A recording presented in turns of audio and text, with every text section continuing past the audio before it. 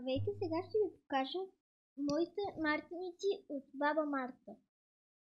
Ето и едната на моята зодия, Везни, който не може да чете. Ето тази мартеничка на цветенце. Чакайте, хора. Ето тук на ръчичката има и на Мики Маус, ето я. И чакайте.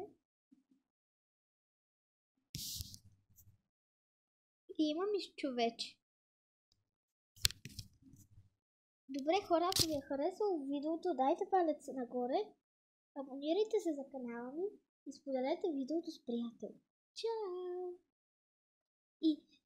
И се абонирайте за още такива части.